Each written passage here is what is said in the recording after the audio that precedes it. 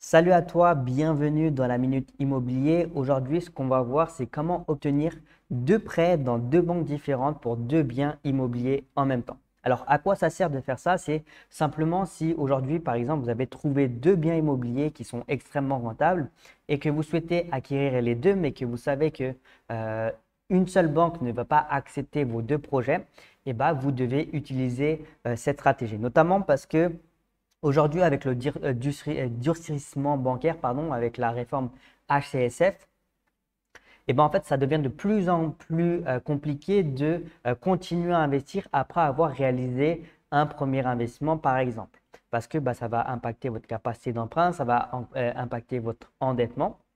Et aujourd'hui, c'est plus possible d'utiliser par exemple le calcul du différentiel qui était un peu un cheat code avant qui vous permettait finalement auprès des banques de continuer constamment à investir lorsque vous réalisez des investissements qui étaient rentables ou qui s'autofinançaient.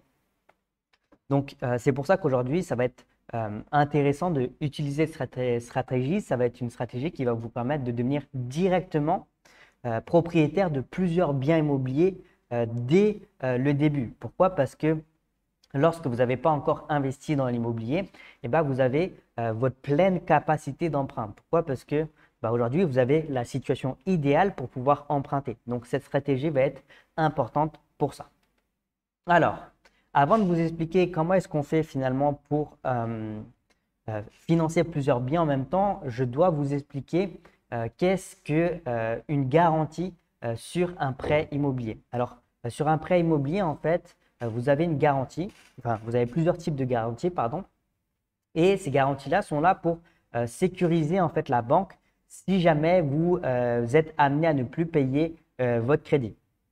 Donc, la première garantie qui existe, c'est le privilège de prêteur de deniers.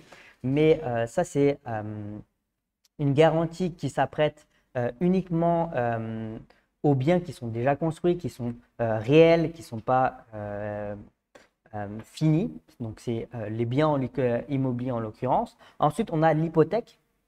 L'hypothèque, ça peut se mettre pour les travaux, par exemple. Et ensuite, on a l'hypothèque qu'on peut mettre pour le bien et l'hypothèque qu'on peut mettre pour les travaux. Donc voilà, c'est la deuxième type de garantie. Et enfin, on a les organismes de caution.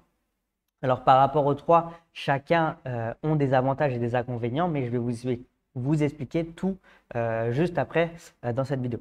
Alors, ce qu'il faut savoir, c'est que le seul lien qui relie les banques entre elles, ça va être les organismes de caution. Alors, par exemple, la caisse d'épargne, en règle générale, elle travaille avec la SACEF.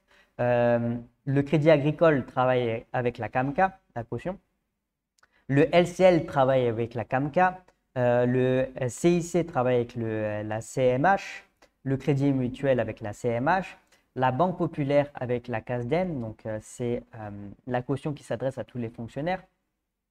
Elles ont également la SACEF et la caution SOCAMI. Alors, vous voyez, en fait, là, par exemple, si j'avais deux projets immobiliers, je ne pourrais pas, en fait, présenter un projet au Crédit Agricole et un projet au LCL, un autre projet au LCL. Pourquoi? Parce qu'on a une liaison. C'est-à-dire que si je présente un projet au LCL et un projet au Crédit Agricole, comme il y a cette liaison, eh ben, les chances que mes deux prêts aboutissent finalement sont très faibles. Pourquoi? Parce que bah, en fait, on a une liaison entre les banques et elles peuvent savoir que bah, j'ai présenté tel dossier à telle banque et j'ai présenté tel dossier à telle banque parce que bah, les banques en question vont demander aux organismes de caution en règle générale si on ne peut pas faire passer le financement avec ces organismes-là.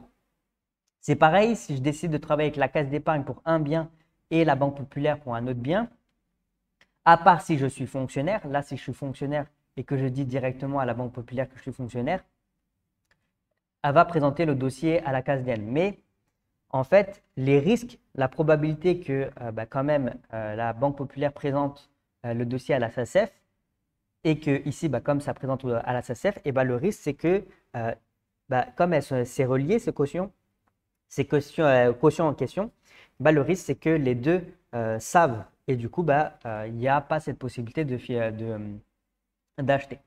Donc, c'est pareil pour la CMH, par exemple ici. Je ne peux pas présenter un dossier au Crédit Mutuel et un dossier au CIC. Par contre, vous voyez, je peux potentiellement présenter un dossier au CIC et présenter un dossier au LCL, donc c'est la caution CAMCA. Mais attention tout de même, parce qu'aujourd'hui, il y a un autre type de caution qui travaille un petit peu avec la plupart des banques, qui est Crédit Logement. Donc, faites veiller à faire attention à ça, parce que Crédit Logement travaille avec la plupart des banques. Donc, pour ça, vous pouvez demander, hein, lorsque vous allez en rendez-vous avec votre banquier, vous demandez avec quel organisme de caution elle travaille. Ça vous permettra d'avoir l'information. Mais même par rapport à ça, moi, je vais vous fournir une stratégie qui est beaucoup plus simple et qui va vous assurer qu'il n'y ait vraiment aucune liaison entre les deux banques en particulier. Alors, comment est-ce qu'on va se faire? Premièrement, on sait que la Caisse d'épargne, en règle générale, travaille avec la SACEF, le Crédit Agricole avec la caution CAMCA. Du coup, on va présenter un premier projet au Crédit Agricole et un deuxième projet à la Caisse d'épargne. Mais on va faire ça d'une manière totalement différente. C'est-à-dire que au lieu de demander des cautions aux banques, qui est la principale chose qui est présentée en banque, ce qu'on va faire, c'est qu'on va potentiellement demander une hypothèque ici, comme garantie, avec la caisse d'épargne. Avec le Crédit Agricole, je vais demander une hypothèque, c'est pareil. Lorsque je demande une hypothèque, en fait, c'est une signature que je vais faire chez le notaire. Donc, il n'y a aucune liaison entre l'hypothèque, le projet que je suis en train de faire là et le projet que je suis en train de faire là. Et du coup, j'ai la possibilité de présenter deux biens immobiliers différents dans deux banques différentes et me faire financer deux biens en même temps. Ensuite, ici, je peux demander par exemple une hypothèque et ici, la caution. Ici, je peux demander par exemple une hypothèque plus un IPPD et ici, une caution CAMCA.